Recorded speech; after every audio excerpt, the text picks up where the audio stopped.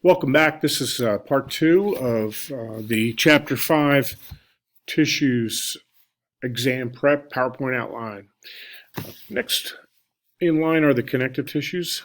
These are the most abundant tissues in the body, and they have the most abundant protein type in the body, which turns out to be the protein collagen. There's about 19 different subtypes of collagen. So lots of ways for that to go wrong. Of course, it has a big role in making you what you are. Connective tissues bind things together. They support and protect. They serve as frameworks. They do all kinds of stuff. They fill spaces. They store fat. They make blood cells. That's where the macrophages come that attack infectious agents. They help you repair damage to your tissues.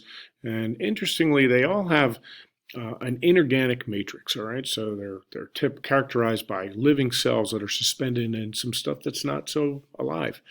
Some of them have lots of vascular elements, lots of blood vessels, lots of blood supply, and then other ones don't have much at all, as you know, if you've ever injured your tendon or ligament. And they have cells that are undergoing division, but not in the same way that epithelial tissues. There's three major cell types that are in the connective cell: the fibroblast, mast cells, and macrophages. Fibroblasts do what you think a fibroblast would do, which is to make fibers. Now, blast generally means an immature cell, or to make things, or some growth. And fibroblasts, of course, are making fibers. It's a big cell. It's the most common cell in connective tissue, and it's a star-shaped cells that make the fibers. Next are the mast cells. Now, these cells are fixed in these connective tissues, and they have really important roles in the inflammatory response. They release two chemicals, that heparin and histamine. You've probably all taken antihistamines, and of course, histamine is what causes inflammation. And when you take an antihistamine, you're trying to reduce inflammation. What are the signs of inflammation? Well, first of all, there's edema. That's the collection of fluid. As blood vessels open up, they release fluid to the surrounding tissues, and that causes swelling or edema. So one of the signs of inflammation is swelling or edema. Another sign of inflammation is redness, right? So if you have increased blood supply to an area, that area will get red. And concomitantly, at the same time, you'll have that area get hotter because of all that extra blood there. So I have swelling, heat, redness, and then, of course, inflammation, sometimes associated with pain or being discomfort or even itching. And so hives are a classic example of an inflammatory response, and I think we're all familiar with it, right? So antihistamines try to reduce inflammation. Next is this stuff called heparin, and if you have any grandmoms or grandpops that have big bruises all over their bodies, they're probably taking heparin, which is an anticoagulant or a thrombolytic therapy. So a thrombosis is a clot, and so thrombolytic means to break apart thrombos, or break apart clots.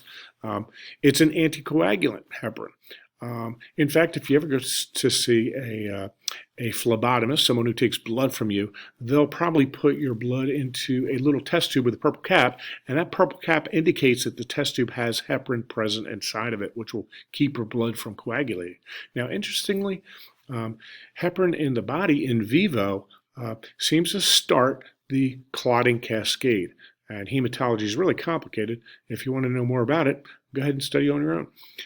Last but not least are these macrophages. And these guys are wandering cells that run around and kick butt.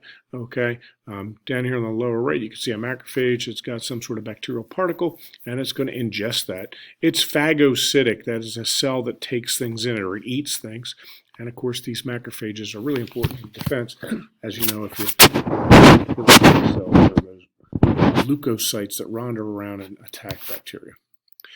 Next are the fibers. Three major types of fibers associated with connective tissue: the collagenous, the thickest, reticular, mama bear, and then finally elastic fibers. The collagenous fibers are thick. They are ubiquitous. You find them everywhere. They have great tensile strength. That is, it would be hard to rip it apart. And, you know, if you look at dense, regular tissue, you're seeing just almost exclusively collagenous fibers just sort of laid down next to each other. These are the things that make up your tendons and ligaments almost exclusively collagen, but of course they're in all those connective tissues.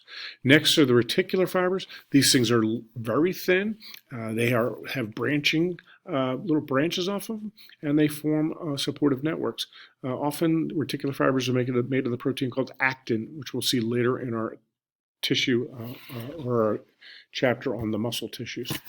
Last but not least are the elastic fibers, and these things have a lot of give to them. So we find them in elastic tissues like elastic connective tissue, which makes up the tissues that help support your cartilages, and an elastic cartilage, specifically the ones you find in your ears, etc.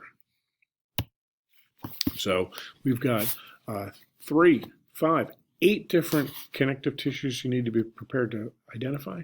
And the first one is loose connective tissue. Now, loose connective tissue is made up of a lot of collagen fibers. Those big, thick fibers. It also has elastic fibers present. So they're the ones that help connect things together and give it a little bit of elastic give to the process. Now, loose connective tissue is actually very common, and it's found in a lot of different places. It's a relatively easy to identify slide, but one of the tissues that it makes up are the membranes called the fascia, and these guys separate all of your different muscle groups. So where do I find loose connective tissue? Well, in the fascia. You find it a lot of different places. In fact, our next one, adipose, is considered to be a loose connective tissue. So adipose makes up fat. The cells that make up adipose are called the adipocytes. It's of course full of triacylglyceraldehydes, right? So fat's got that solid fat, in our case, made up of saturated fatty acids that makes a solid at room temperature. Fat cushions, it insulates, and it also stores some fatty soluble vitamins. So we have lots of vitamin A and E embedded in our fat cells.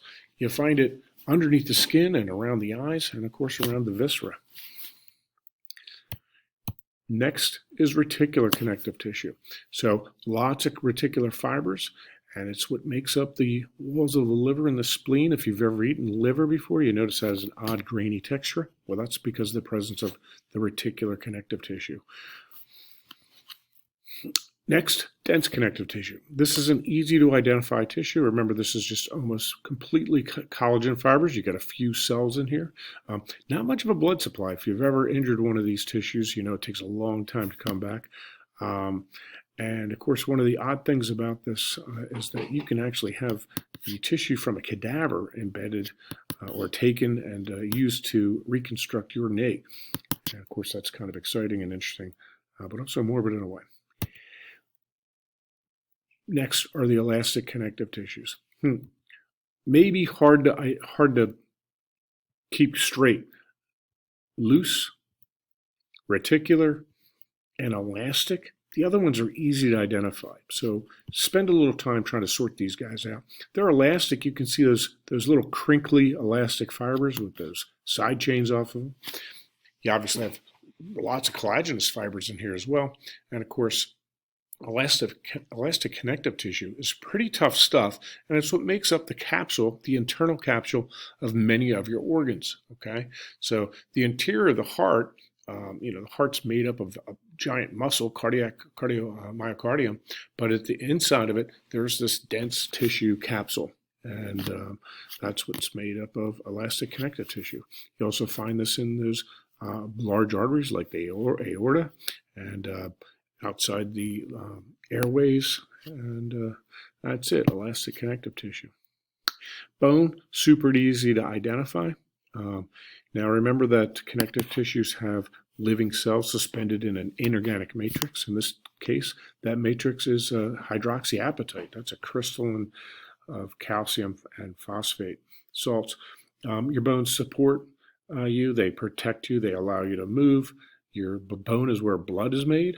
It attaches muscles, and in the bone you'll find bone cells called osteocytes, and they live in these little lagoons, these little indentations called lacunae, which we'll see again. Test question. Next, cartilage. So in this case we have chondrocytes. So chondro means cartilage, osteo means bone, and the chondrocytes also live in lacunae. Cartilage has a rigid matrix, very poorly supplied with blood, and there's three types: hyaline, elastic, and fibrocartilage. Hyaline cartilage is the most abundant. Here it is down here. It's at the end of the bones, okay? But you also find it in places like your nose or the costal cartilages of your rib cage. Really a pretty tissue. Notice the shape of the chondrocytes are all sort of typical. They're kind of like egg-shaped at some level. So there's hyaline cartilage, this beautiful, pearly, smooth substance. Here it is over here. That's elastic cartilage. Still see the chondrocytes, but I've got elastic fibers in here. And of course, I have elastic cartilage in my ears and in my vocal cords. Down bottom is the toughest stuff in your body, fibrocartilage, lots of collagenous fibers, lots of these egg-shaped chondrocytes.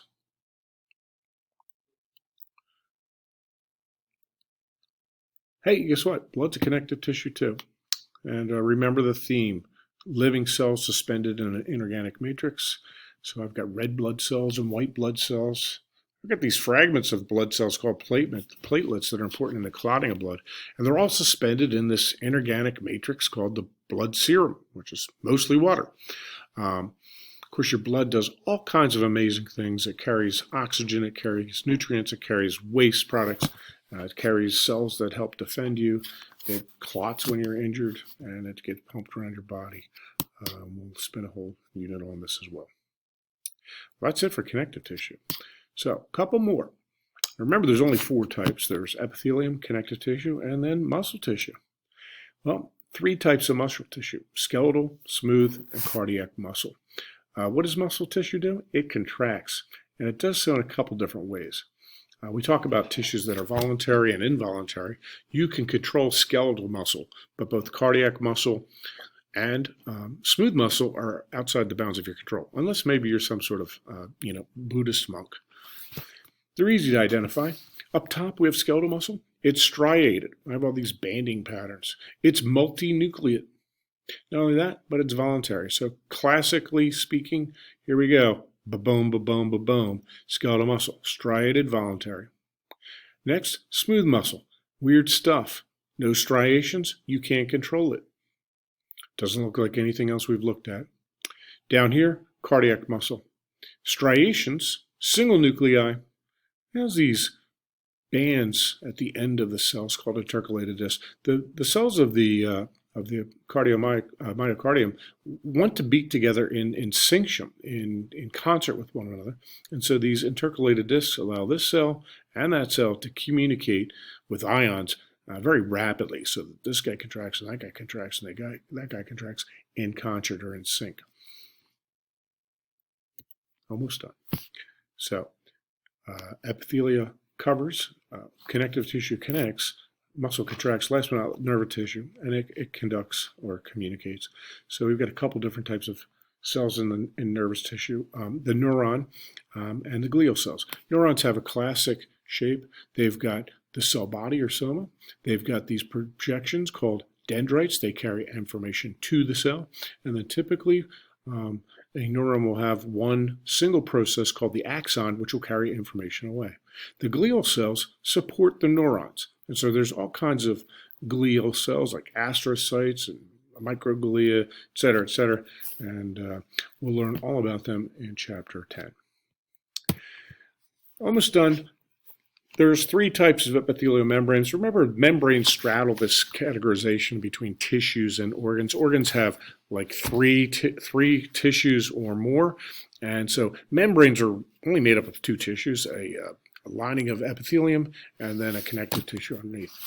Serous tissue we learned about before. Remember, there's pericardium and there's a visceral pericardium, and then there's a parietal pericardium. So the serous membranes cover the interior body cavities and the organs, and of course serous fluid is thin and it lubricates, and it keeps down friction between organs. In the case of mucous membranes, we find these in all the things that are connected to the outer world. They make mucus, they get goblet cells, and they help protect and take up particulate matter. Last but not least, the cutaneous membrane covers your body, also called the integument, and it's made up of the skin.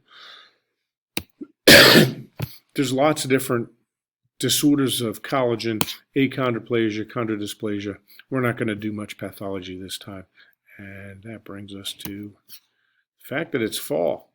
And for many of you, this is a big deal. You're about to get ready to go to college. So good luck.